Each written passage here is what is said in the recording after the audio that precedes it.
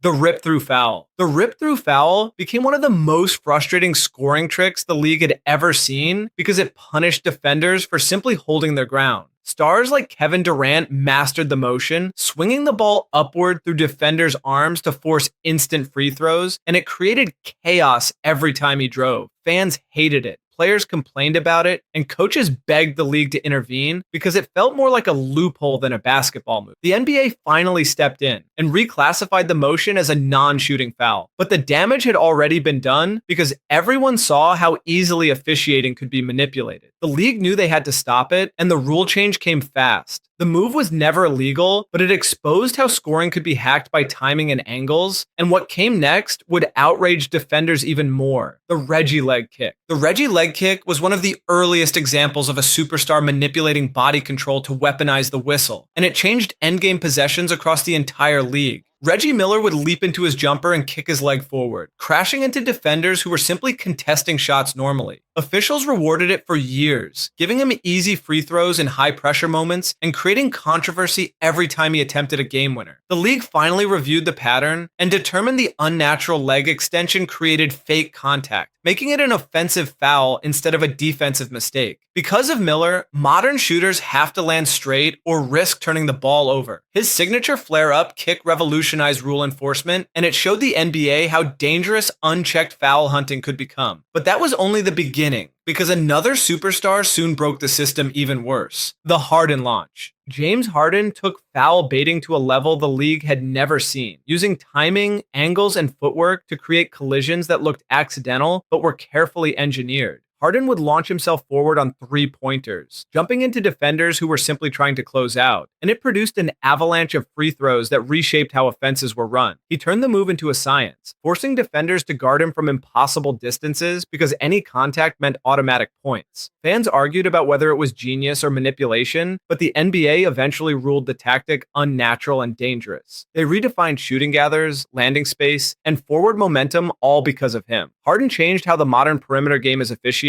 and the ban closed off one of the most abused scoring shortcuts ever invented. But the next banned move goes even deeper into the sport's fundamentals: the Iverson Carry. Allen Iverson reinvented the crossover with swagger, speed, and creativity, but he also pushed the ball handling rulebook to its absolute limit. Iverson's crossover often involved his hand sliding underneath the ball, momentarily carrying it before snapping it back across the defender, and it created separation nobody knew how to guard. Fans loved it, defenders hated it, and referees struggled to decide when the move crossed the line. The NBA eventually cracked down, labeling exaggerated upward pauses and underhand drags as carries that would be whistled on sight. Iverson's influence forced the league to rewrite interpretations because his signature move blurred the boundary between legal skill and unfair advantage. Even with the ban, his impact lives on in every modern ball handler who uses hesitation to freeze opponents. And one later footwork tweak caused officials even more confusion before the league stepped in again: the Fisher Shuffle. Derek Fisher's subtle shuffle step became one of the NBA's most infamous gray area travels because it happened quickly enough that live audiences struggled to see it. Instead of cleanly establishing his gather, Fisher sometimes added an extra step disguised as foot realignment. And it worked because officials had no formal language for the gather at the time. Ball handlers across the league noticed and copied it, creating inconsistency as referees tried to guess what counted as legal movement. After years of debate, the NBA introduced a strict definition of the gather step, eliminating the shuffle entirely. It changed how every guard attacked off the dribble because the slightest extra movement would now be called. And one later tactic made entire defenses rethink how they guarded superstars: the Hack-a-Shaq grab. Hack-a-Shaq became one of the most despised strategies in basketball because it turned games into whistle marathons. Teams grabbed Shaquille O'Neal away from the ball before plays developed, forcing him into free throws and slowing the entire sport to a crawl. It was legal but miserable to watch, and fans voiced their frustration as games dragged on for what felt like hours. The league eventually changed the rule, classifying off ball grabbing as an intentional foul that awarded free throws and possession. This killed the strategy instantly because the punishment outweighed the reward. The ban protected flow, pace, and entertainment value, proving the NBA would intervene when gameplay suffered. And the next outlawed move showed just how far players would go to manipulate positioning near the rim: the no-charge exploit. Before the creation of the restricted zone, defenders could plant themselves directly under the basket to draw charges, and it turned drives into dangerous mid-air collisions. Players would sprint into the paint full speed, only to crash into stationary defenders waiting under the rim, and injuries began stacking up. Offensive players had no safe landing spots, and even minor contact resulted in dramatic falls that looked terrible on camera. The NBA created the no-charge semicircle to eliminate the exploit, forcing defenders to establish position outside the arc or give up automatic blocking fouls. It was a major change that protected scorers and reduced violent crashes. The league wanted pace and safety, not players sacrificing their bodies under the hoop, and the next banned move emerged from teams trying to outsmart defensive rules entirely. The illegal zone switch. Before the NBA legalized zones in the early 2000s, coaches tried sneaky ways to disguise them by faking man-to-man coverage and switching early, creating hybrid systems that technically violated the rules but were difficult to detect in real time. Defenders would guard space instead of players, shifting assignments before the offense recognized what was happening, and it gave certain teams a huge tactical edge. Referees struggled to officiate it cleanly because the violations were subtle, but the league eventually banned any early switching patterns that mimicked zone principles. That rule held until zones were fully legalized, but the old illegal switch remains one of the most confusing banned tactics in league history. It showed how inventive coaches could be when pushing boundaries, but first, only cool people are subscribed to this channel. So hit that subscribe button before we go any further. The Mikan Backdown. George Mikan dominated early basketball with size, strength, and footwork, but his constant back down into the paint turned the sport into a slow, repetitive grind. Mikan would post up from almost anywhere on the floor and use his body to shove defenders backward until he reached point-blank range. And because there was no 3-second rule, he could stay in the lane as long as he wanted. Games turned into wrestling matches under the basket, and scoring became predictable as big men simply camped in the paint. The NBA finally introduced the offensive 3-second violation to stop the endless backing down and forced movement. The rule opened spacing, sped up pace, and transformed offense. It made basketball more dynamic and prevented every possession from becoming a strength contest. And the next banned move came from a player so athletic, it forced the league to rethink physics. The free throw dunk. Wilt Chamberlain was so physically overwhelming that he started experimenting with ways to bend rules nobody had imagined before, including attempting to dunk from the free throw line during foul shots. Because Wilt could take off from behind the line and reach the rim in one explosive leap, teams panicked about what would happen if he mastered the technique. The league quickly banned players from crossing the free throw line before the ball touched the rim, shutting down the idea immediately. Wilt's creativity pushed the NBA into redefining what counted as legal shooting motion. The ban ensured free throws remained controlled, skill-based shots rather than aerial assaults. But Wilt was far from the only innovator to break the sport's balance, because another superstar soon found a loophole on the glass that changed everything. The Moses tip pad.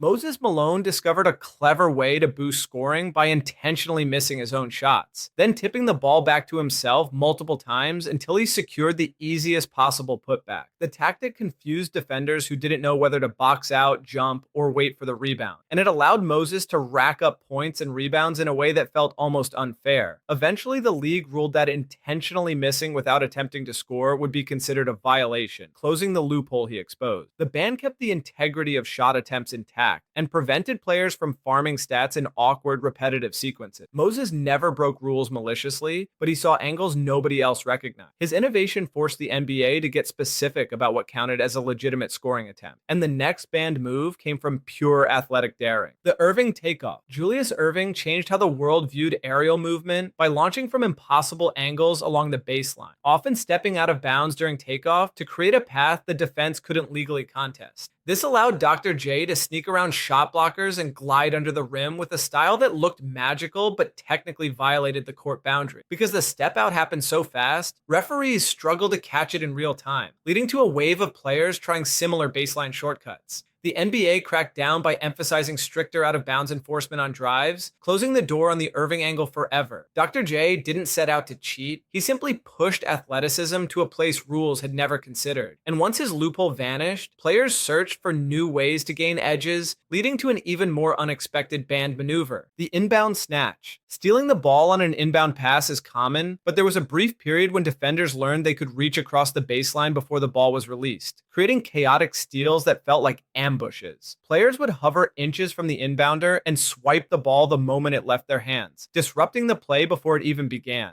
The league quickly labeled breaking the plane of the out-of-bounds line as a violation, awarding a delay of game warning and then a technical foul. This ban restored fairness. The move vanished instantly, but its impact remains every time officials warn players to back up. And one final banned move emerged from players taking creativity to dangerous levels above the court: the take foul. The take foul became one of the most hated tactics in modern basketball because it killed every fast break before it even started. Defenders began intentionally grabbing or bumping ball handlers the moment a transition opportunity appeared, stopping the play dead and removing some of the most exciting moments in the sport. Fans hated how often it happened. Players complained that it punished athleticism, and coaches admitted it was a necessary evil because the rules rewarded the foul more than the defense itself. Games slowed down, highlights vanished, and momentum evaporated every time a team tried to run. The NBA finally stepped in and introduced the transition clear path rule, giving offensive teams free throws and the ball to destroy the incentive to foul. The change brought fast breaks back to life and forced defenses to actually make plays instead of taking shortcuts. It restored excitement instantly, and what came after pushed rule enforcement even further. The hurdle move. The hurdle move became one of the quickest banned tactics in NBA history because it put both offensive and defensive players at serious risk. Guards began leaping entirely over defenders who fell or crouched in front of them, attempting to continue drives by vaulting over bodies like track athletes. It looked sensational, but terrified coaches because contact during the jump could cause catastrophic mid-air collision. The NBA intervened fast, ruling that hurdling any defender, upright or fallen, was a legal movement that immediately turned the ball over. The ban preserved safety and prevented the paint from becoming an obstacle course. Players stopped the leap instantly, reverting to sidesteps and euro steps. It was a reminder that spectacle sometimes crosses the line into danger. If you like this video, consider watching this next one, which YouTube thinks you are going to really love.